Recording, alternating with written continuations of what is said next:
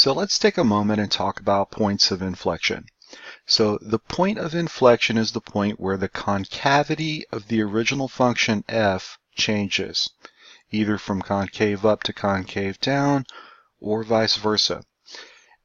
Points of inflection will occur when the second derivative is equal to 0 or where the second derivative does not exist. So let's look at a couple of examples. So in this first graph, we might determine that the concavity changes right about here, and maybe this critical value is going to be our point of inflection. That's the critical value for f double prime.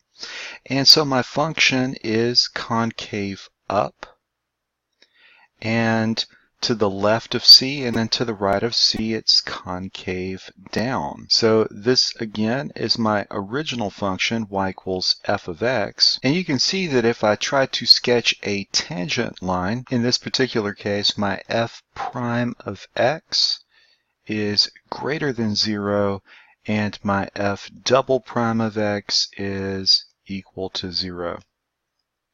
So let's take a look at another function. So here I can see that I have a concavity that is going down and going up. Maybe my point of inflection is somewhere along right here, and so I've got a critical value for f double prime, and that's going to be my point of inflection. So to the right it's concave up, to the right or to the left it's concave down.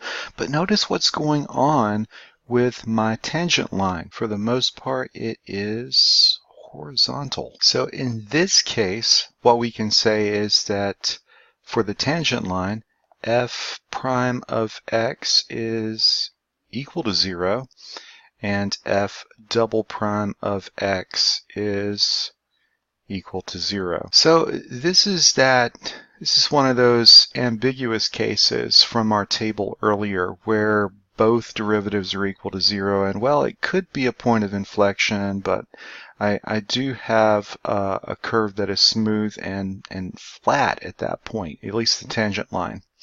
Let's take a look at this third example. So here again, we can eyeball a point of inflection, a place where the concavity is changing. Again, to the left side it's concave up, on the right it's concave down.